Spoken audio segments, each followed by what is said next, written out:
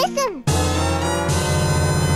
Hello and welcome to Nintendo Voice Chat. I'm Brian Altana. With me is Tom Marks, Casey DeFreitas, and Zach Ryan. We're going to get right into it. We just saw the Nintendo Direct minutes ago. It's been a little while since you've seen it, since that's how podcast recording and uploading and all that works. We're going to react to it, but first, NVC is a show you can catch every week on iTunes and YouTube. But first and foremost, you can get it on IGN.com every Thursday afternoon, and on Friday, you get it on YouTube, iTunes, and all your other favorite podcast things. That's great. We got all the homework out of the way. Let's get right to it. The Legend of Zelda Link's Awakening is being remade for Nintendo Switch. Are you not going to address that we're in a completely different space than we are in week over week? Most of our downloads come from audio. That's great. Power through it. Hi, everyone. Link's Awakening is coming to Switch. It's my favorite game of all time. If you know me on this show, which you do for years now, you've heard me never shut up about it. This was at the tail end of the Direct. It was a gigantic secret. We've heard rumors about this for years, specifically coming to 3DS. Yeah, we've talked a lot about perhaps a Link's Awakening remake in the Link Between Worlds engine for 3DS. So, this is really fucking cool. Right off the bat, we were shown a animated sequence that is vaguely, I would say, evocative of some of the conceptual art that went around the original game. A shot-for-shot remake of the original, where Link is being shipwrecked and he lands on this island called Koholint Island, where the giant egg sits atop a mountain and looms over everyone. This is a weird, bizarre, literal fever dream of a video game, and I can't wait for you all to play it. It's so funny because I feel like this is one of the most overlooked Zelda games. Yeah, it is. When you talk about the greater Zelda pantheon, like Link's Awakening seems not necessarily at the bottom in terms of quality, just like sheer number of people that have played it. I feel like fewer people have played this. Yeah.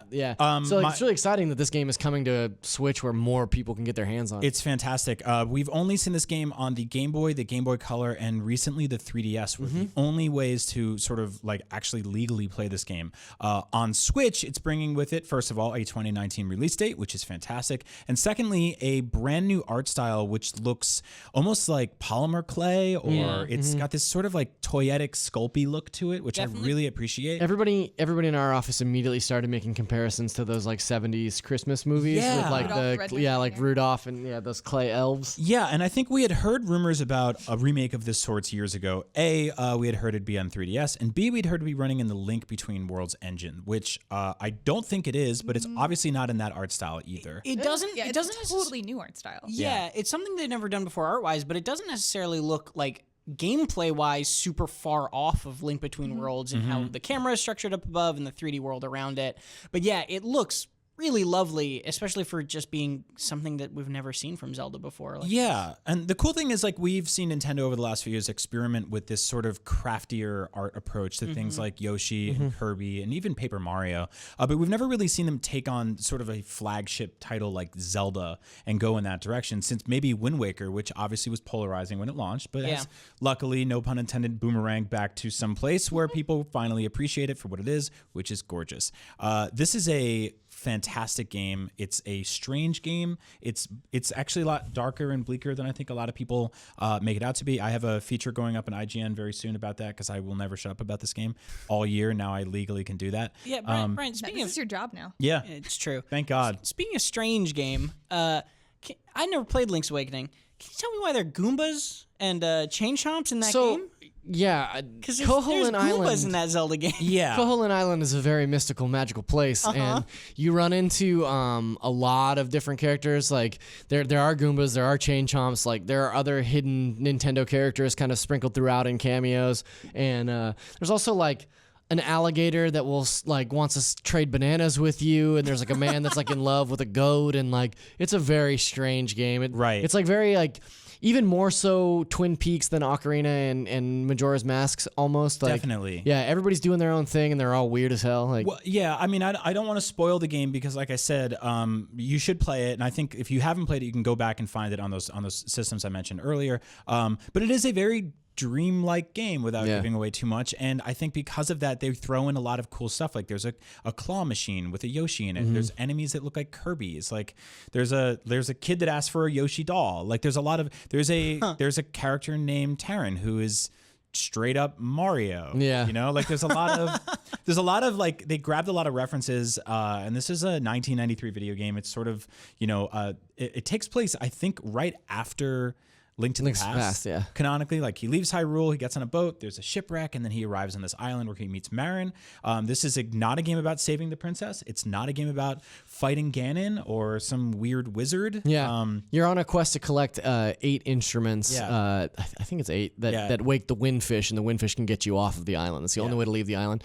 And it's funny because like for a game that is often overlooked in the series, this one introduced an overall musical theme that we saw like over and over and over again in Zelda. Obviously, like there's the flute in Link to the Past, but this game is so much more like musical based.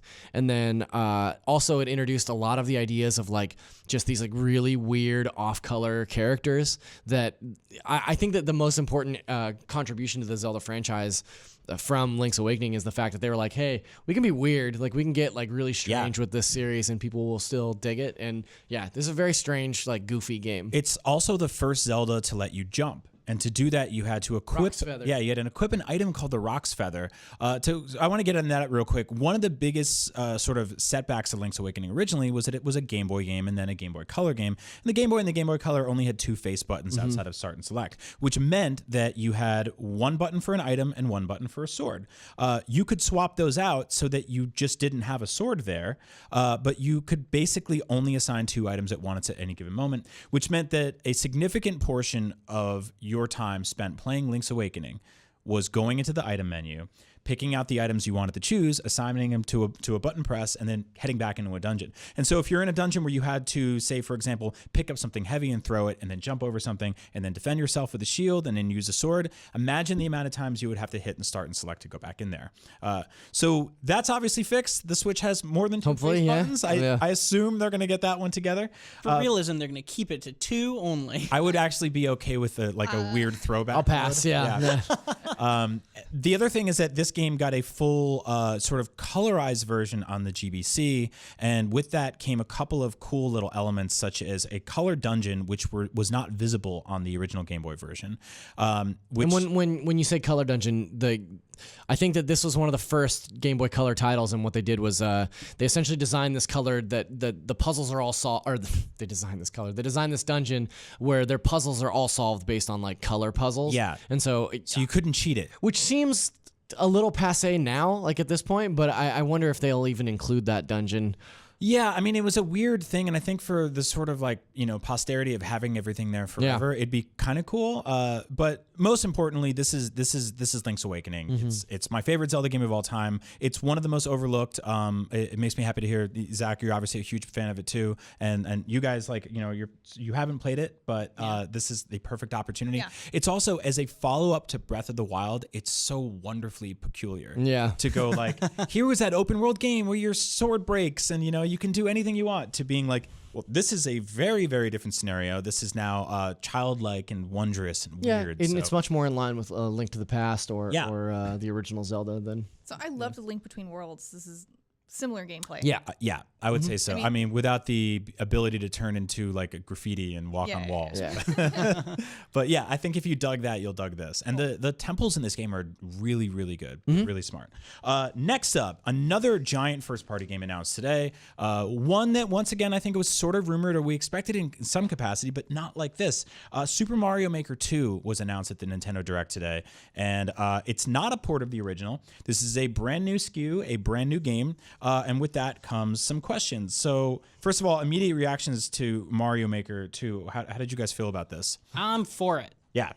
I just feel I'm glad we got your approval. Thumbs up. It's one of those games where people have been wanting it for a while, and Yeah. people have been hoping for something like it for a while, and I think it's hard to be mad at this, whatever it is, right? Like, they seem to be adding new things. I'm just glad it's there. I'm glad they're bringing it over. I'm glad they're People doing new stuff. have been asking repeatedly for a port of just the original Mario Maker, so I can only imagine how happy they are about Mario Maker 2. Yeah. Slopes. Yeah. You can do slopes now. Yeah, obviously the big question was, how will it work with a touchscreen? And honestly, we still don't really know. Yeah, it seems to me like the radial dials that they've put in there will help at least rectify some of that. I think it's really smart. Yeah. If you think about it, like it's sort of these rapid access to all the different items in this game.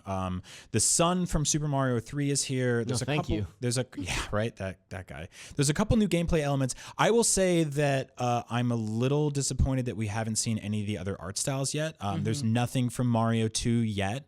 There's nothing from the Game Boy games. There's a bunch of 2D Mario games that they haven't leaned on yet. That said, there is 3D World. Yeah, 3D World is the big new thing that they seem to be leaning into with this. But it's weird 2D. It's 2D. It's not really isometric like 3D World. 2D, 3D World. Yeah.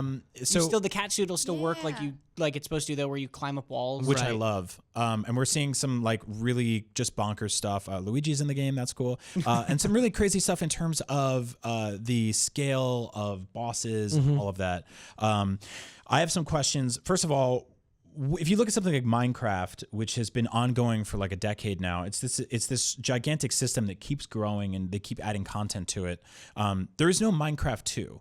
If you just buy Minecraft, you have everything that's ever come with it. Mario Maker 2 is a separate property, which means will it inherit all of the levels of the original Mario Maker? Do you think this is going to distance itself from that? That was a Wii U game and a 3DS game, but that reached a huge audience and tons of people made custom content for that. So yeah, I'd really love to see those levels live on, and as you'd assume it'd be easy enough, where as long as they have all the same content that's in the first game in this new one, all you got to do is just port over whatever system stored them online, and hopefully we'll be able to see that, because in theory it wouldn't be that hard. And thankfully, I was going to say, thankfully Nintendo has always made transferring information from system to system so easy that like, it's just without a doubt, I'm sure that will be just like a snap of the fingers. So. I can see the tools being there to make it happen for you to remake it manually, but I don't see Nintendo doing it for you. It's odd though, because like there's a bunch of stuff in this game that won't work in the other game, like slopes and cats. It's a weird sentence. Slopes, cats. And so I wonder how that's going to work out. But yeah, right now it seems sort of like they were like, it's happening. It's out in June, which is just, we don't have an actual firm date yet, but we don't know what sort of extra bells and whistles will come with it. Right. And that's perplexing to me. So we don't know exactly how it will control. We don't know if it will communicate with old versions of the game. And we don't know what other art styles are coming. Right now, it seems like it's a sequel that doesn't really have a ton of new to come with it. Well, the announcement was so funny, too, because they just opened the Direct with a few minutes of uninterrupted, uncommentated gameplay of this game, and then the title, and then they moved on. Right. And they didn't talk about it at all. They just said, hey, here's this thing. It's coming in, June, right? And yeah. Just like, cool. I guess that's it. And then they went along, and it's like, okay, there's a lot of new stuff that they've shown, but yeah, we don't know if this is everything, if this is just a taste. We have so many questions left over. Well, it's like every Nintendo Switch, unlike the Wii U and the 3DS, it does not ship with a stylus or anything like that. And so it's got a giant multi-touch screen, so there's option there. And even in the way you saw them bring the logo together there, they dragged the two next to Mario Maker. And that's, it's obviously going to be something we're going to lean on touchscreens a lot for this game. The radio dial is going to help a lot. But I think in terms of like the accuracy of pointing and dragging with a stylus, that's going to feel a little lost. So I do hope they find some, sort of quality of life ways to work around that. Or they will sell it in a bundle with a stylus. That would be really cool. Or you download it and they mail you one. I'd be down with that. Yeah. I'd be totally down with that. I love Brian being like, I hope they figure out an elegant way to do this, in case he's like, nah, they're just gonna sell it with a stick. They'll put a stick in there. No, I don't want to sound negative on this, because it's really exciting. We've asked for Mario Maker for a very long time. Yeah. We're not getting Mario Maker though. We're getting Mario Maker 2. So it's a brand new thing. It's a whole new property. But with it comes some questions. So I'm just glad. It just seemed it was really sad seeing that game stuck on Switch or stuck on Wii U while so many other things got ported over. Yep. So I'm just glad that we have a Mario Maker on Switch now. Yep. Or will. I totally agree. That had a massive community on YouTube. And, there were just like fantastic speedrunners that made like entire careers out of that thing. So I'm glad to see it live on. Next up, we have Fire Emblem Three Houses. We got news for it, specifically a delay. Well, a date. I didn't want to catch you while you were pumping your fist. No, we have it. It was supposed to be spring. Now we know the actual day is July 26th. Yes. But fret not, because they buried that sort of bad news in tons of new details, tons of new animated sequences, and lots of stuff that I personally have no understanding of. This is by far like the biggest block of their direct. Like like they came out and said earlier this week when they announced it that they would be talking a lot about Fire Emblem, and I think they really delivered in terms of like the depth that they went into on this particular direct. So It's Harry Potter Fire Emblem. yeah, Guys, it's Harry Potter Fire Emblem. It really is. I mean, so you get to choose between the 3 houses. And I think it was Black Eagle, Blue Lion, and Yellow Deer. Yeah. Oh God, Right? I hope you're right. I think that's correct. I mean, I can look at it on my notes. Right Don't now. worry, you're good. Nope, Go I'm ahead. looking. Those sound like some great horse names. Yeah. I'll tell you that much. And so, yeah, you're Nope, that's it. It's Golden Deer. Golden Deer. It was yellow. Close enough. Narrowly Golden dodged Deer. that one. All right, Reigniting Golden- that it's Pokemon Golden Go Deer, fights, Okay. right? Casey, tell Black me more. Eagle, and Blue Lion. And they each have a different person that represents their houses, like in Pokemon Go and Harry Potter. No, Yep. Harry Potter, like they have teachers, but Well, you are the teacher in yeah, this you game, are a teacher. which but, is crazy. yeah, it's really cool. But I want to You've know what shown up houses as the you guys new would pick. Defense Against the Dark Arts teacher. It's kind of true. So how are you guys feeling about this one? I'm looking forward to it tentatively. I'm Really? excited for it. I think it looks really interesting. I think the premise is cool. I mean, the premise is like an anime I would watch. So Yeah, I'm pretty into much. it. I am very interested in the premise. I think it's really cool that your army are your students, and to train your army, you're literally teaching your students and giving them tests and that sort of thing. I think that's really, really interesting and neat. It's a very different direction from recent Fire Emblem games. I'm very interested to see how that actually plays into a larger story. Because they said, you'll go out on these missions where you're actually fighting bandits, or you're trying to keep the peace between these 3 nations that are. But unlike every other Fire Emblem game in the world, these 3 nations are at peace with each other, and they're not at war with each other. And so obviously that's not going to last in the context of this game. Well, that would be a boring video game, right? Right. So I'm interested to see how it goes from there. The one thing I'm a little nervous about, and I'm very excited for this game, so I don't mean to downplay this or anything, but I'm a little nervous because I've seen other RPGs in the past, like Valkyria Chronicles to Valkyria Chronicles 2, where they went, hey, it's an academy school life game now, which is a very Japanese JRPG-y thing to do. It's very anime to do that. And I kind of haven't always been as interested in those stories. The school life stories are not quite my personal cup of tea a lot of the time. Not discounting this one because it looks very, very cool, but I'm a little wary of that. That's all. It's also like a gorgeous game to look at. Like, Yeah, it's really real is. the pretty. character designs and all the battle sequences and stuff look really, really cool, and all the animated cutscene stuff looks awesome. So Well, there was like the 3DS Fire Emblem game where they didn't have feet. They had the like weird triangle legs. And this is obviously coming on the heels of the mobile game, which was a huge hit, Heroes, yeah. and Fire Emblem Warriors. But we haven't had like a fully dedicated console-sized Fire Emblem in a minute. Yeah, the last one was Fire Emblem Echoes, right? Or I guess console. No, we haven't had a console one in a very long time. Right. The last full Fire Emblem game was Echoes, which was the remake, and then before that was Fates. And so this is really exciting to, like you said, get a Fire Emblem game. isn't there a Shadows game in there somewhere? Shadows of Valencia is Echoes' subtitle. Okay, cool. Yeah. Got it.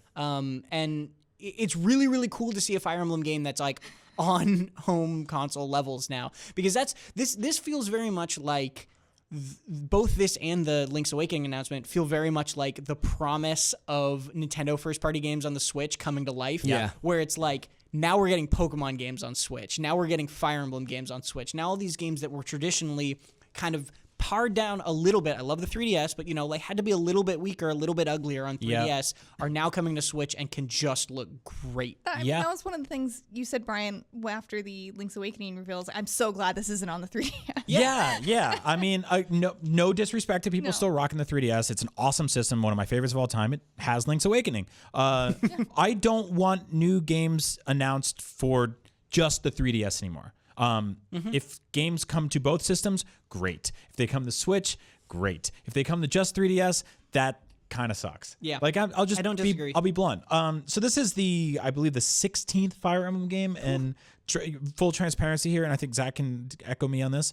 I'm Fire not. Emblem echoes. Yeah, I'm not a big Fire Emblem guy. This has always been one of my sort of dark spots in my knowledge of Nintendo, and I've been covering Nintendo for 12 years now, and I've been a fan of them my entire life. This is just not a franchise I've connected with. And seeing this trailer today made me go, that's beautiful, it's awesome, but I don't know if I want to jump in because it feels weird and obtuse and kind of scary. Like, should this be one of my first Fire Emblem games? Should I start here? It's a good question, man. I think we're just gonna have to play it. See, I mean, every Fire Emblem game. Correct me if I'm wrong, but they seem to have different stories. Oh yeah, So they're the completely mechanics disconnected. carry over. Okay. But it'll reteach you the game. I mean, my first Fire Emblem game was Awakening, and it introduced it to me fine. That's very relieving. Very few of the Fire Emblem games are connected to each other, at least in a direct capacity, right? Like a lot of them sometimes they'll reference characters from other games as if they were like great heroes of the past or stuff like that. But very few of them are actually like one leading, like a sequel to the last. This one, I think, especially with the setup of this being you go to this new place and you start to teach at this new school, I imagine this game is going to ease you into that world pretty well. Good. As for some of the complexity of it, I'm a little nervous. Just like that part of it, maybe it looks like they're adding a lot of cool little new systems, which I'm super excited about as a fan of the series. Might overwhelm new people, but again, that's not something we're going to know until we're playing it. Right. Yeah, I guess like when the sort of general populace at large who own Switch and don't tune into the show every week and get misinformation about Fire Emblem from people like me and others sometimes. It's okay. We'll power through it. Check out this game for the first time. We'll figure out what their temperature is on something like this. And if they're like, yeah, I love it, and I'm a Fire Emblem fan forever. I mean, I think a lot of people's first introduction to this stuff was Smash Brothers. Right? Because they composed 40% of the roster of that game. These weird soul knights and stuff. I don't know what. Man, you know what would be really cool if they have an online component that pits the different houses up against each other, and you can represent your house. You gotta imagine they have something like that, Yeah. because or something similar, because the last few Fire Emblem games have played around with online tie-in stuff, at least loosely. I think, unless I'm completely misremembering that, but I don't think I am. Well, didn't Fates do the thing where it was like there was two different carts and one of them was one family and one was the other? That was Fates, and that's actually something that I'm so happy. Yeah, that's what I was gonna say. Like I for a minute there watching that direct, I thought, oh, okay, there's gonna be 3 different versions, one for each house. Yeah, dude, That'd be awful. Fates made me genuinely angry with that, because it literally gave you a choice in the game where it was like, pick which house you want to be with, and if you selected the one for the game you didn't own, it would be like, you don't own that, please go to the eShop and download it Yeah. for $39.99 or however much it was. yeah. This and it felt very much like they ripped half of the game out of it and sold it separately. This seems like it could have gone a similar way, and they just were like, no, you know what, it's gonna be one game. That would Nintendo have been like getting Pokemon Red and be like, you can't get Blastoise. 'cause Right, Pokemon right. Blue. Nintendo weirdly always dabbled in that. We started the show talking about Link's Awakening, but the follow-up to that was the Oracle and Ages games made by Capcom, and they were completely separate games, but you owned them both. You could connect them through like this gigantic code that they gave. It was like 700 characters, just to date ourselves here, and it would unlock content and give you sort of extra bonuses and stuff like that. But it didn't really shield you off from one or the other. I mean, they felt like separate games. So I'm glad they plus didn't go those that games, route. both of those games are very different thematically. One was like puzzle heavy, and the other was combat heavy. So, Yep. And to its credit, the Fates games had a lot of different content as well, whole different story. yeah. Did you lose your timer? No. Oh, okay, good. I actually never started it. But I will now when we go through the next round of things we're going to talk about, which is a lot. We went through a couple of first-party games right there. Something like, 20 different major third-party announcements just happened. Some we knew about, some we didn't know about, some were rumored and leaked. We'll go through all of them because there's a ton. So many. The big one I would say, at least for me personally, I guess for you guys too, was Astral Chain, which is supervised by Kamiya. It's out August 30th. It's weird. It's Platinum. incredibly platinum. It's incredibly Japanese. Yeah, the combat looks really fluid. Like, I love the way that, like, towards the end of this, if you're watching the video version, you'll see, like, towards the end there's this boss fight where the character is participating in some melee combat, and then they switch to riding like a dog, and then they jump off of that and they do some other stuff, and like it looks wild. Like the combat in it looks super cool. I'm a fan of Platinum games. Like I love Bayonetta 1 and 2. I'm very excited for 3, but I like the thing about Platinum is, and take this with a grain of salt, it's like Platinum has a very definite line of demarcation with their A team and their B team. Right. Like their A team gives us stuff like Bayonetta and Bayonetta 2. Their B team gives us stuff like TMNT, the Ninja Turtles game from a few years ago, and that Korra game a while back. Korra game where it's like, so I wonder which of those two teams is developing this. It's not the Bayonetta team, that's for sure. Yeah, They're right. working on Because Bayonetta 3. Yeah. is there a chance that the A team has been splintered and they're like working on these character action games? Yeah. Separately, but like I don't know. It looks good, but it's also like very preliminary stuff. Scalebound So. team. Yeah, well, it's not scalebound, so I'm not into it. That was a joke, by the way. I don't actually know that for sure. Casey, you and I were sitting next to each other when this trailer dropped, and we both kind of lit up because it looks really sort of unique and different. And also, there's a lot of strange sort of co-op mechanics in terms of like capturing enemies, lassoing them, and taking control of them. Like, are you excited for this thing? I am really excited. I was lying when I said I'm not into it because it's not scalebound. I am still into it. It looks really cool. I'm really interested. I like Pokemon and stuff, so I like the kind of games with the concepts where you capture things and then use their abilities from doing it. I think it adds an extra level of excitement to exploring new areas because it gives you more access to extra abilities, and I really like those kind of mechanics, and it seems like this will have that. Who's that man? I'm just watching the video and I didn't see this before. He's recycling. There's It's important to do They that. just showed the playable character in a dog cop suit.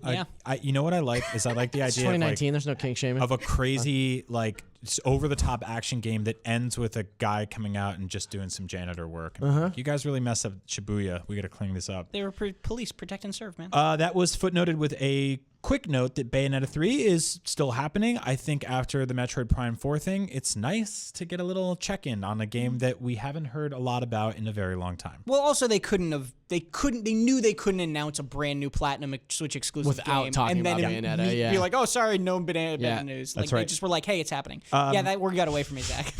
Up next, we had the Banana. Yeah, I was like, Banana bananas. Data. God dang it. Up next, we have the Assassin's Creed 3 remaster that comes with the DLC Hey, and Liberation. I have a question for you guys. Yeah. That game looked like butt to you? Did it look like it was running? Did it look like it was running awful to you? Great. Yeah. It looked choppy and First of sort all, of low res. Assassin's Creed 3 is like the worst Assassin's Creed. Like I don't understand why. I mean, they've been remastering all the Assassin's Creed games, but like especially to include in a direct is just like, all right, Yeah. it's the worst Assassin's Creed game, and it obviously looks like it plays like poorly. But it is cool that an Assassin's Creed game is Multiple. coming to Switch. Like that's weird and cool. Is it? I don't know. Talk to me about is it the Black first Flag one? on the Wii U. Oh yeah, That happened. Okay. Liberation was obviously the Vita game, I'm and sure. Yeah, and it's so- actually Liberation was It's more cool. well received than Assassin's Creed 3. yeah, But they only showed a couple of shots from Liberation in that trailer, and like the texture stuff on Switch, it looks bad. Like it's the only thing that stuck out to me in this presentation today that I was like, oof, Yeah, that looks not good. this is the remastered version that was made for current gen consoles, Yeah. and it looks like the last gen version. Yeah. So I'm a little confused there. I think ultimately when the dust settles on the Switch, we will look at Ubisoft's output on the system as odd. When we first heard about them making games for Switch, they announced stuff like Rayman Legends and Steep, which has still not arrived. Since then, they've put, Just Dance and there was like a fitness rhythm game and other various things like that. And then now there's this. So And weird Mario choice. Rabbids. And Mario Rabbids. Yeah, Mario Rabbids That's the really best good. one. It's, And then thank they you for had- pointing that out. That's actually the biggest one of the whole bunch. And Starlink. They And had- Starlink. Okay. Yeah. There we go. Turned it all around. Those were both great. And speaking of Starlink, I guess we'll get to that eventually. Mm-hmm. But No, you can throw it in now. all right, yeah. Well, Starlink is coming up with a whole new expansion with more Star Fox characters. Yeah. Which and I is think great. it's just like a free update as far as I Yeah. understand it, right? Yeah, that's really cool because I'm almost positive that game sold best on Switch, as it deserved to, because Star Fox was in it, Yeah. not on the other versions. Love to see Ubisoft continuing to work with Nintendo in this capacity. And I think like one of the things that Starlink has going for it that we talked about quite a bit when Craig was on the show to talk about his review was like this is, for all intents and purposes, the next generation Star Fox. Like, Yeah. It does a lot of the stuff that Star Fox fans wanted Star Fox to do in the last generation, but it does it really well. And I think that Starlink kind of got brushed aside or overlooked. It's a killer game, and more content is always like a great thing for a game. Yeah, if you're on the fence on this game, everything Zach said is absolutely true. It brings with it a little bit of, I would say, some of the best elements of No Man's Sky and It's actually Nomansky. Nomansky. Yeah, that's true. The Russian Yeah, that's right. pianist. The other thing is that this game has pretty much hard price drop to like $19.99. Yeah. With the R-Wing. So if you want a toy on your desk and a really cool game that's going to continue to get talking animal spacemen in it, this is the place to go. Also, that toy is awesome. Yeah, It really I have one is. on my desk, and it's very Word, cool. word of warning, though, again, if you buy the toy version, you lose out on a bunch of in-game digital versions of That's ships true. and stuff. So You gotta be a wet blanket like that. I'm just saying that's a trade-off. You just buy both, and then you are paying the price of one game, but you get all the stuff. That's actually also a very good point. We also $20 for just the toy is probably pretty okay. We also got a brief gameplay update on Bloodstained Rituals of the Night, which will be out this summer. We got to see more of that. That's Prove it. I mean, right. I was like, I at this know. point, I'll like, believe it. I'll believe it when I'm playing. prove it. Like, this if is you wanna obviously. if you want to play a really great game, like play Bloodstained Curse of the Moon. Yep, that's out right now. It's Yeah, on that's Switch. out. Yeah, It's that like- came it's out like last year, and it's $5 like or an something. it's an 8-bit Castlevania platformer that it rules. Like, This, It looked good, though. yeah, Yeah, it does it look looks good. really It this does is look really good. former Castlevania producer Igarashi's sort of spiritual successor to the Castlevania franchise. In lieu of that actually appearing anywhere, we've said this near weekly, but Konami, if you're listening, I don't know what you're doing, but please take all the GBA Castlevania games and drag them and drop them on Switch. In the meantime, Please. this is happening. I'm excited for it. It's more Castlevania goodness with a different name. But again, like Zach said, we'll believe it when we can see it. Hellblade: Senua's Sacrifice is out this fall. That was a surprise. Yeah. Consider this. Hellblade developer is now Microsoft first party.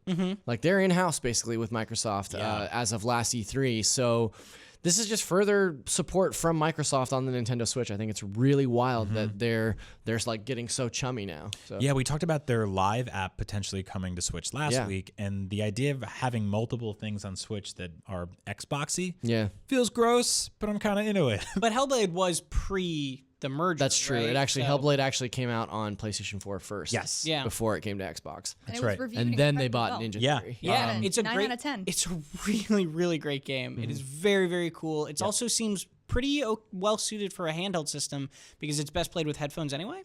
Yeah, it's also it looks like this crazy, huge, incredible open world game. Like, it actually looks almost Horizon-y, but it's really not. It's It's more- very linear. It's and linear, like, it's focused, and I think because of that, it'll run well on Switch. Looking at that game versus looking at Assassin's Creed 3 was night and day. Like, I had no problems looking at Hellblade. I agree. We also got some news on Marvel Ultimate Alliance. It's out this summer. Captain Marvel is in it. She's sporting a different haircut that's more comic booky. You can play local co-op and online, which is cool. So Yeah, this game is really funny. Like, it doesn't look stellar to me, but the more I see about it, the more I remember how many hours I sunk into Ultimate Alliance and Ultimate Alliance 2. Yep. And I'm like well into the idea of playing this game. Like, it looks awesome. I think what's cool about it is it's got like Wolverine and Magneto and a bunch of Avengers too. Yeah, which- that's the thing that they got me with the way that they introduced it today. They were like, you can play as the Avengers or the Defenders or the X-Men or these guys. It was just like, whoa, there's so many super teams Everyone's happening here. here. Ah. Well, that's Everyone's the here. hilarious part about Marvel licensing that continues to be hilarious to me is that the MCU and the Marvel like the movie shattered licenses universe, are totally shattered between studios, and all the games licenses are still under one roof, and so they can just license all the game characters to a single game, and you can have literally MCU Iron Man suits fighting with Fox's X-Men characters, and it just doesn't matter. Question. This is Yeah. a Marvel game, Yeah. which is technically now Disney. Kingdom Hearts is also Disney. Are we going to get yeah. Sora in this Marvel game? maybe.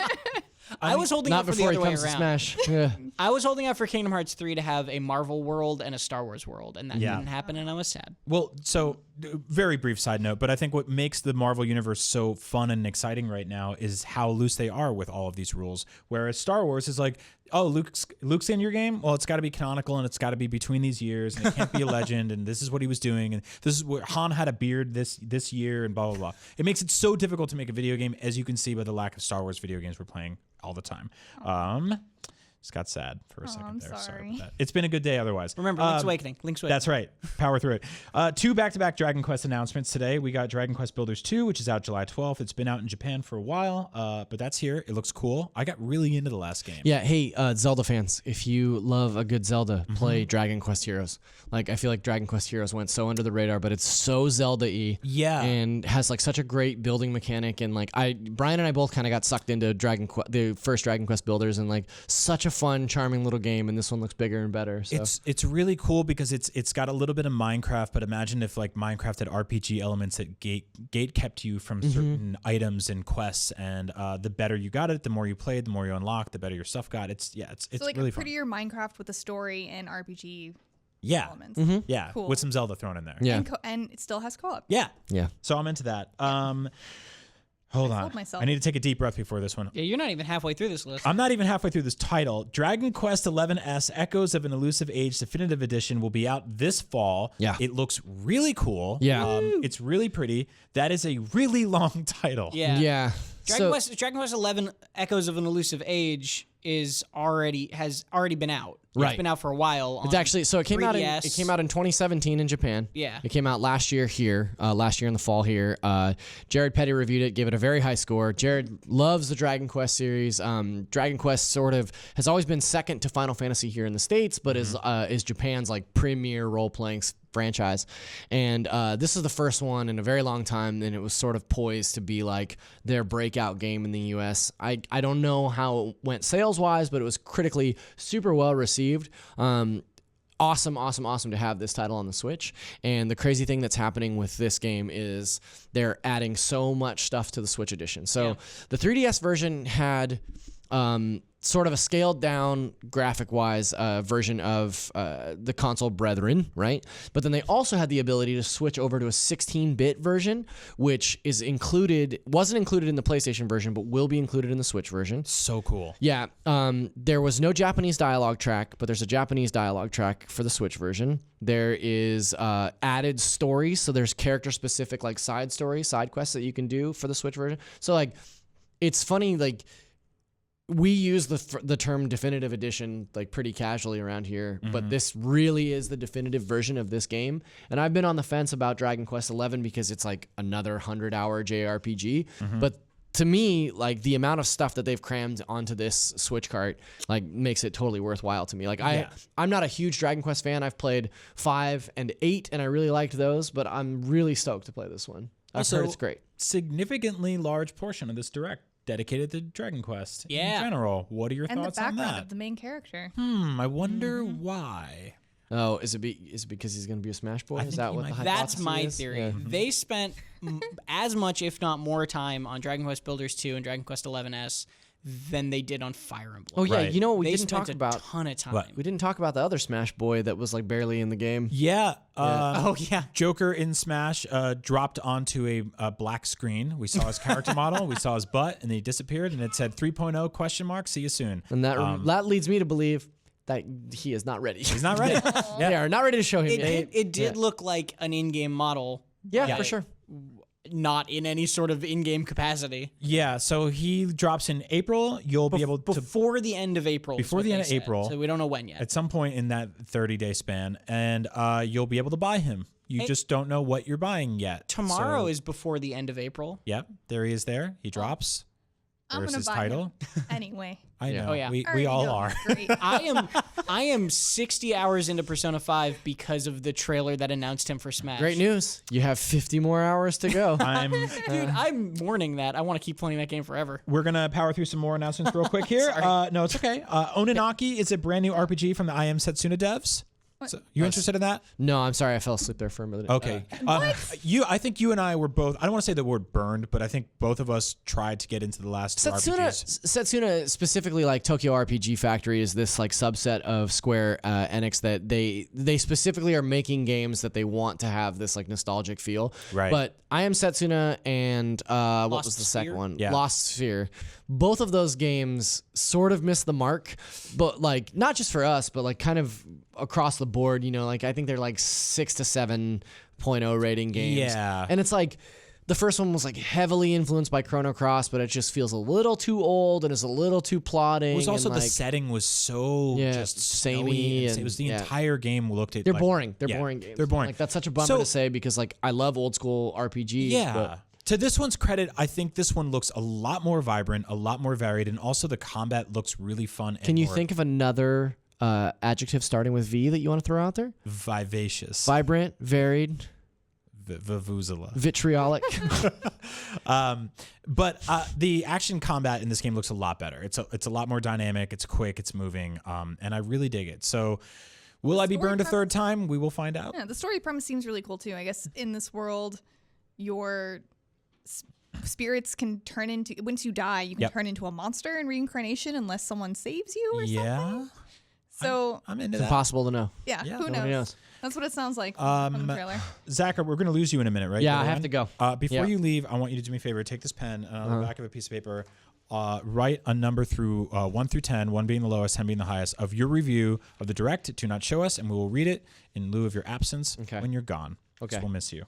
After that, Dead by Daylight, we got to look at that. Speaking of games that did not really look that good. Yeah, that's what I was gonna say. Speaking of games that maybe didn't hold up on Switch very well. Yeah, so I don't want to be mean, but I don't think that this was the best looking game to begin with. I think I it think a lot can. of people said that. Yeah. That's Okay, that That's makes me not feel an better. uncommon sentiment, but it does look better than what they showed Yes. in this Direct. Yes. This Direct, and to its credit, it's not coming out until what, like fall or something like that. Like it's It's a a far spooky way game. away. It's a spooky Halloween game. Yeah, That's it's. for later. Thank you, Beautiful. Zach. Yeah, and I'll see you guys. Thank you. Thank So you. long. Bye, everybody. Zach. Have a good you later. night. It's for those who don't know, it's an asymmetrical, basically. IGN actually described it as basically a Friday the 13th, the video game, before they made Friday the 13th, the video game, which is basically Dead by Daylight. One person is a horror murderer, and the rest of the people are running away from that horror murderer. And Good. that's the game. Well, now you can do that on the go with the power of Nintendo Switch. On the go, as long as you have Wi-Fi. That's true, with a bunch of caveats. A good-looking game was Grid Autosport, which is I would say Forza-like. It's a kind of arcadey, but also simi racer coming to Nintendo Switch. People who made F1 and the Dirt Rally games and all that sort of stuff. This game was announced, I think it was in December for Switch, but we got an actual kind of more window date for it of summer, and yeah, it's always good to get more racing games on Switch. Pear really knows his cars, so if he was here, he would tell us that. I don't, and I don't. Yeah. Nope. They're fast, and they have 4 wheels, and it's great. You can get to where you want to go Are better also than death walking. traps. Be careful. Wear your seatbelt, guys. Please do. Lamborghini. Yeah, exactly. Don't play this game while driving. After that, Disney Sum Sum Festival, developed by Namco. It's a party game. It's out at some point. That's great. Those It's were cute. It looked neat. for children. Yeah. It's just so funny that it's like this is not the first time this has happened, but it's a video game based off of a toy line in the same way that Gears Pop is announced for at E3 last year was. Yeah. Now, Super weird. Disney Sum Sums are sort of adorably flat egg versions of your favorite Disney They characters. are really cute. Yeah, they are cute. I have a bunch of Adorable. Star Wars ones actually. I have Jabba the Hutt. He's like this little turd worm. It's gross. That just boggles my mind that there's a Jabba the Hutt Yeah. Tsum Tsum. Like Yeah. for a little kid, it's like, here's this terrible slave labor lord. Play with him. Like, no. Yep, it's weird. This was there was a bunch of mobile games based on the Sum Sums. I don't know if they're bringing any of that stuff over here. Some of it looked kind of mobile-y. It also looked like a bunch of the mini games you would have played in something like Super Monkey Ball. Rest in peace. It doesn't look necessarily not fun or anything. It's Yeah. just like a little mini game party game. It looks like it'd probably be fun for younger folk, and yeah, Exactly. bad. It's cute as hell. Almost said the F word. After that, Rune Factory 4 Special is coming, and so is Rune Factory 5. Yeah. I know nothing about these games. Casey. So Rune Factory the first one was marketed as a fantasy Harvest Moon. So it's a Harvest Moon spinoff with dungeon crawling. Oh. That's basically the best way to sum it up as shortly as possible. So, But like underneath the farm lies a terrible secret. like you have your farm and you cultivate relationships and you grow carrots, and then it's like, oh, I'm gonna go out and fight some monsters now, and then you go out and dungeon crawl and come back and you can raise monsters. I and, love like, that. You can think of it as Stardew Valley was heavily inspired by what Rune Factory did with adding combat to Harvest Moon. Like Stardew Valley is very clearly Harvest Moon inspiration, but the combat in that game sort of stems from Rune Factory, because Rune Factory, as far as I understand it, is like the actual team who made Harvest Moon or involved in that, kind of splintered off after Harvest Moon went downhill a little Right. bit. Yeah. And please correct me if I'm wrong there. As far as I understand it, though, this is has a lot of the soul of Harvest Moon, Yes. and not just inspiration, but in like you some can of the still people get behind it, married too. to people. You can have those relationships. And the first one was on the DS. Yeah. It's been a very long time since I played one of these games. I am super excited for 5 on the Switch. Well, and the announcement here, is Rune Factory 4 Special was what they first announced, and that's a remastered version of Rune Factory 4. And then they were also like, they pulled the Metroid Prime 4, where they were like, we can confirm Rune Factory 5 is in development. Here's a logo. That's all we got. Right. And they bounced. And next year sometime, maybe. It's fine. But it's cool that that's coming, and it's cool it's coming to Switch as far as we know it, and probably at least. I will round off with 2 little announcements about Final Fantasy games. One of them is Chocobo's Mystery Dungeons, Everybody, spelled like friends, which is out March 20th. And Final Fantasy VII, which is out March 26th. So you have 2 Final Fantasy games in 1 week in the end of March. And Final Fantasy IX right now. That's right. We're going to get to that. First, let's do some quick indies. There were a bunch of small... Tetris. I'm getting to it. I'm getting to it. Okay. Don't worry. Just got excited, man. Tetris. There are a couple of cool indie games announced. One was Deltarune, which we've known about for a while, but it's coming to Switch. It's out February 28th. Yeah. For free. For free. Free. How does The that first work? chapter. So this was no. So don't owe that. So this is a very weird thing. Toby Fox is a creator of Undertale. Put out on PC late last year, was just like, hey, here's this thing, and it was called like testsurveyprogram.exe, and then it turned out to be like a roughly 5-hour game that was called Deltarune, that is a sequel, not sequel, follow-up, not follow-up, weird sort of thing, related but not related to Undertale. The trailer said for people who completed Undertale. Yes, and it has a lot to do with the end of Undertale, and apparently I think you can maybe import a save, but I might be wrong about that. So it's connected to Undertale, but it's not like exactly a sequel, but maybe it is. He's being very cryptic about it. Yeah. Right. So what he released, what that program was, and what is being released on Switch is Deltarune's Chapter 1, and it's completely free because he wanted to get feedback on it, he wanted to put it out in the world, and he wanted to see what people think. There are going to be more chapters coming. Those will not be free. The full game, whenever it comes, is going to be a full normal game, but people aren't sure when that is. Toby Fox said it's probably like maybe years away still, right? Wow. This is really just a taste of what he's been working on and what he's got coming in the future. But it's free. This version, or this chapter, is free because he just wanted to put it out there and have people play it. So on February 28th, you will get a brand new free Switch game that may or may not continue years from now. It almost certainly will continue years from now. But and if you played Undertale, just download this game and play it. You just should. I love the trailer, by the way. It was adorable. Yeah, the trailer's very funny. They did a spoiler-free trailer covering it in dogs from Undertale. And then really at the smart. end, in parentheses, said the actual game does not actually have this much dogs. Which was kind of a letdown. I hope there are some dogs. After that, Box Boy and Box Girl is out April 26th. Woo! 270 stages. There's a new character named Cutie. The tall one. Who's tall. It's spelled with a Q. This is one of Paris' favorite franchises. Yeah. There's an amiibo. There's a Box Boy amiibo. Yeah, he has it. It's so weird. Box Boy, if you've never played it before, was a series of sort of platform puzzle games where you played as titular hero Box Boy, and you created boxes out of your body somehow through some sort of question it. medical horror. Don't think about And it. You made platforms that you used to traverse areas, find collectibles, and reach the goal. fairly simple, very straightforward. It's a weird franchise because when it started out, it was black and white, and over the years, they have slowly introduced like a color per game, and so now it's like it's almost like a fully colored game. It looks like there's multiplayer stuff, and it's going to be a good time. So keep an eye out on this one. It's a very special little franchise, and I'm glad it's on Switch. After that, Unravel 2. Small game. EA published this one last year. That was It drops at E3. Yeah. It's one of those available now. Yeah, that's right. This was a sequel to the game Unraveled, starring Yarny, who is a boy made of ropes, I believe. yarn. Or yarn. Yeah, yarn. Yarny. You know, same thing. It's all Yarny. strings. Freddy. Thread. And this time he brought a friend who is a Thready. co-op partner named Thready, which we made that up. That's not true. Well, the co-op part is. Yeah, you can read the Wikipedia page on this for more story details.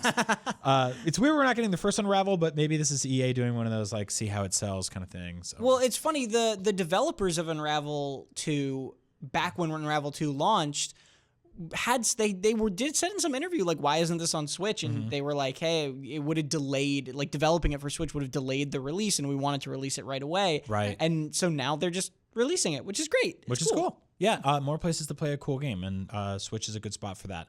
One of my favorite parts of the Nintendo Directs, or really any E3 press conference or any press conference at all, is when somebody looks at the camera and they're like, and it's available right now. We actually had a bunch of those today. They were more like available soon, or right after this, or around-ish now-ish, or later today. But Around really, now-ish yeah, is my new favorite. really, there were a bunch of announcements of stuff that you could play almost immediately. And if you're listening to the show right now, it's already there. It's already on your Switch. And a bunch of it's free. So let's go through it right now. First off, Yoshi's Crafted World is getting a demo, not the full game. That was a bait and switch, man. I know.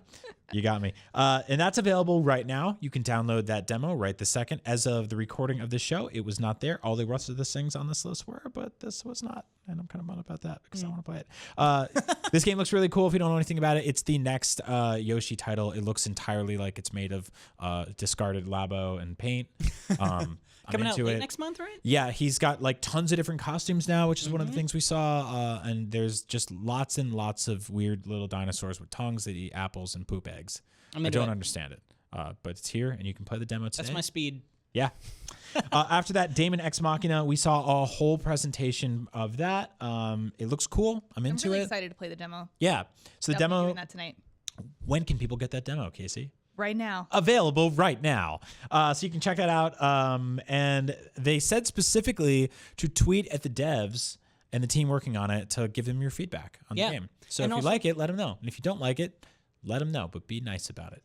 Also, they said that they're going to be sending out, like, if you play the demo on Switch, they'll maybe send you an email with a survey so that you can give them feedback on that, too. They did that for Octopath Traveler too. Right, and I like that. I like that this is being like presented as like, hey, this isn't done. This is just so you guys can play it and tell us what you think. And it's always great to do because, you know, like you said, constructive criticism is just as important as people telling you what works. Yeah, It doesn't. They're specifically calling these the prototype missions. So Right. Yeah, this is the prototype version of the game. I thought they should have called it Demo Ex Machina.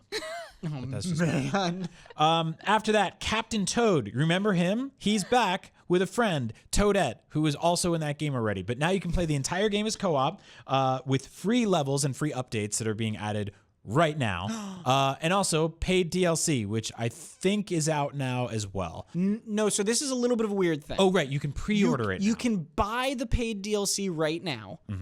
It doesn't come out until later, but if you do buy it right now, you'll automatically get like one level from the DLC now. And they did this with a similar thing of like with the Mario Kart DLC, Right. where if you bought the Mario Kart DLC ahead of time, you got like every color of Yoshi or Shy Guy. I can't remember which one it was.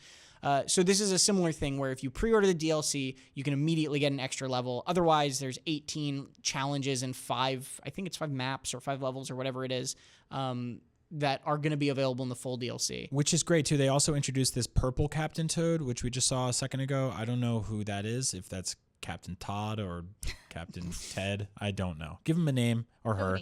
Toady, Captain Toady. That'll never get confusing. So that's available for purchase now, and the free update is there as well. Also available right now, Final Fantasy IX. Hey. The best game to play a month before Final Fantasy VII. Weird timing on this one, right? It's just out. Yeah, it's very just out. strange. Yeah, there it is. So you can play Final Fantasy IX right now. It's $20.99. Is that a joke? Is that a thing? Does that game take place? Wait, is it actually? It's $20.99. Yeah, I don't know if that's like a narrative beat. I don't understand. Anyway, Keep your narrative beat and give me my $1 back. yeah, right. Isn't that weird? It should be $19.99. Maybe it's for tax reasons. I don't know. It's been a hard year for Final Fantasy IX. It needs that extra $1 for tax reasons. It's gonna buy something from the vending machine. Speaking of 99, the world's weirdest 99 is out today. If you weren't inundated with battle royale games from Apex Legends to Fortnite to Give me another. literally everything else. Realm Royale. What about? That's a good addition right there. What about Tetris 99? I'm gonna do this right. A free-to-play battle royale PvP Tetris with 99 players. It's available right now for Nintendo Switch Online owners. Oh man, That is a lot. Tom, you just downloaded it. For free. I did. It's I played free. one Available for Yeah. free. Played one match. I came in 53rd. Yeah. So this is 53rd. That's That's- almost 50%. I'm not great at Tetris. that's okay. Yeah, it's so funny. So if you own, as Brian said, if you own Nintendo Online Service, you can literally just go onto the eShop and download this game. And if you don't, then I guess you just don't get it. It's like the NES games basically. Yeah, keep in mind Nintendo Online's $20 a year. You can also get it for a couple bucks a month, which comes out to pennies, and it's the service is confidently okay Right. so far. But this is a nice addition, though. It is. If anybody's played PvP Tetris before, which is a funny thing to say, but it's not like a new thing or anything. Boy, Right. boy, Tetris. Right. Yeah. None of it. So as you get Tetrises or like do real good combos, then you send blocks to other people and it screws them up. This is literally just that, but 99 people are playing all at once, and on the sides of the screen you can see there's, what would it be, 45 plus 3? I'm really bad at numbers. 48? No, that's the wrong number. That's all right. 44. I don't there want we a number go. right now. God, I'm really me bad neither. at math. Me too. I was an art major. Are we all bad at math? Yeah. Oh, Don't worry about it. Just yeah, I know, but that was the wrong calculation. Don't worry about it. thank God you're here, 44. producer Dan, to do very, very rudimentary math for us. So there's your screen in the center. There's your screen in the center, and then there's 44 on either side of you, Right. just tiny going. But you can see where everyone else is, Yeah. and you can even see like who you're targeting with attacks and who's targeting you with attacks. So you don't have to pay attention. Like you can just do it as solo Tetris. So will there But be like get eliminated cosmetic updates like Fortnite has skins that you buy? Will you be able Whoa, to Tetris block skins. Do you want that? Like a Yeah. camo a camo L block? Now your Tetris blocks look like Pokemon. God. I'd be down for that, but I don't think that's what's happening. Literally, the menu is play the game, look at your stats, and then I think just like a generic Right. menu. It's very bare bones. I Where think are the this is loot very boxes, much, man? Yeah, I think this is very much just a Yeah, it's free to play, weird so thing they got to for get your owners. money somehow, right? I don't think they do. I think that is literally a vehicle for Nintendo Online Service. I think they're treating this like the NES game. I want to point out that Tetris, this long-standing, beloved franchise in the video game industry, the thing that sort of single-handedly took the Game Boy to the stratosphere at the time, and has always been there with us, has in the last 6 months been a free-to-play battle royale PvP 99-player game and a psychedelic VR game. Yeah. That's where that thing is now. So Tetris is doing good. Tetris is like Game music. yeah, right? Tetris is like a 50-year-old divorcee who has just found drugs. Like I don't know what's going on over there, but I'm into it. Now I don't want to get negative, but there were for every Nintendo Direct, there's obviously rampant, fervent, psychotic hopes, dreams, and ambitions that are generally usually crushed because Nintendo fans, present company included, are a little crazy with this stuff. There are a lot of things we wanted to see in the Direct. There's no universe where I could even walk away from a thing that ended with a Link's Awakening remake and be sad about anything. Yeah. That said, on behalf of the rest of you who aren't as crazy for that game, I have to do my job and say, what was missing in the Direct? Kind of a lot. Yeah.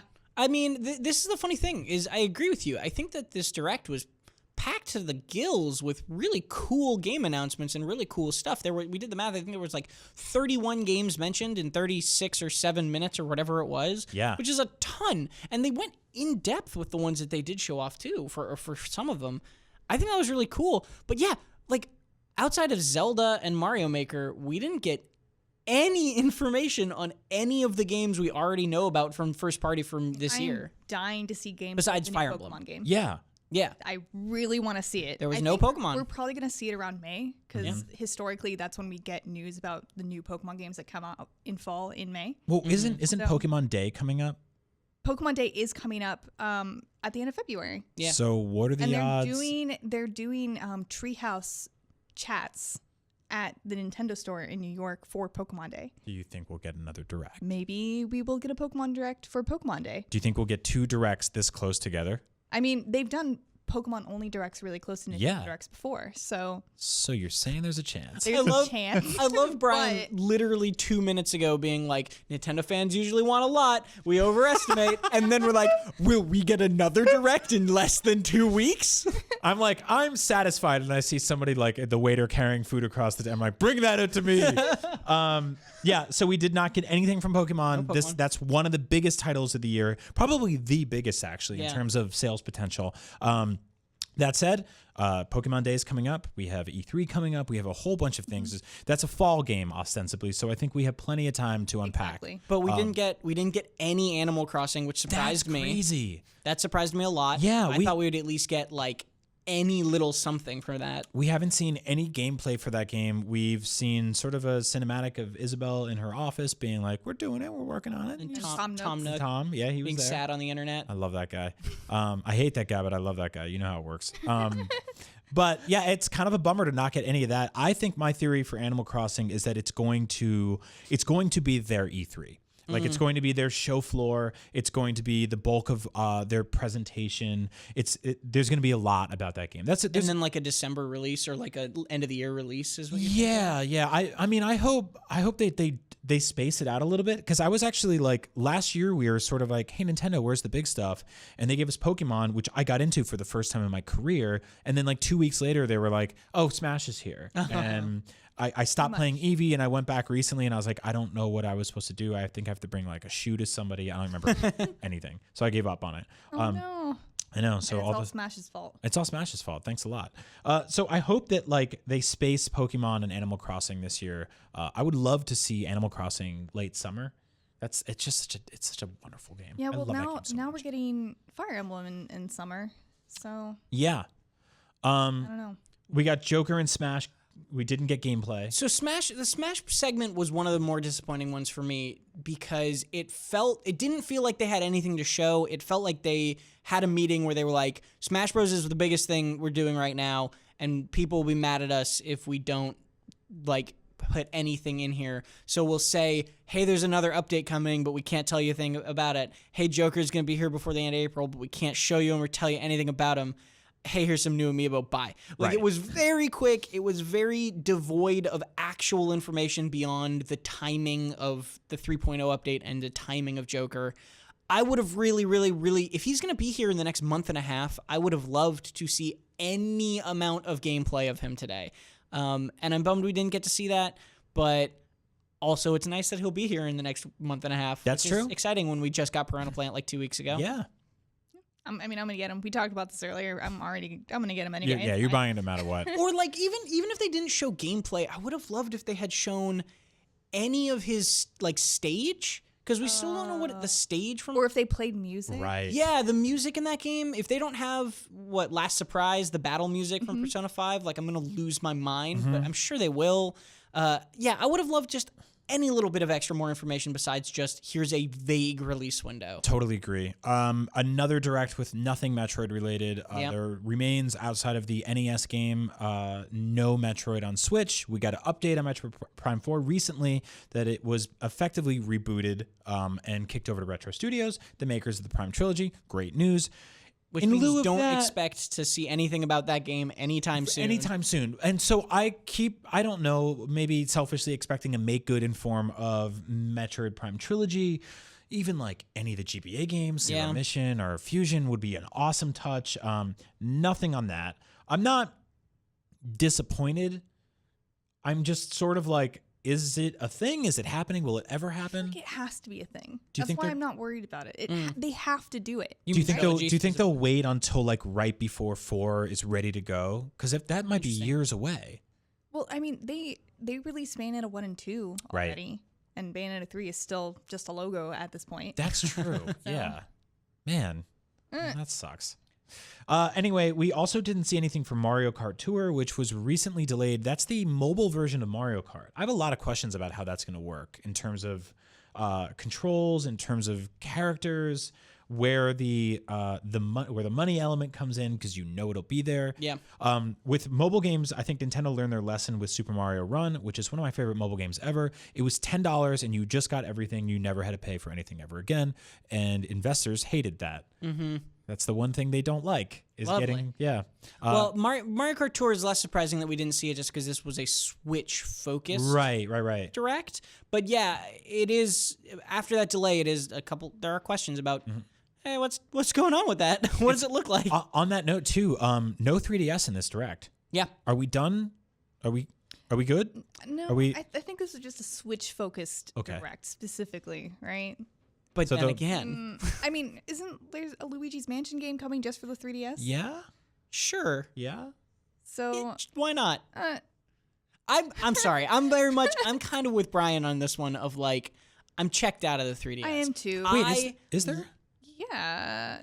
Now you're making me second. I'm gonna. Because I know love Luigi's the Mansion is 3DS. coming to Switch, and I know Yeah. Luigi's Mansion for GameCube came to 3DS recently. Right. So I don't know how many Luigi's Mansions, how many mansions does this man keep getting? How many uncles does Well, he the have? second one, he's got like one? 5 or whatever. That's crazy. There's a That's bunch an of mansions. absurd amount of mansions.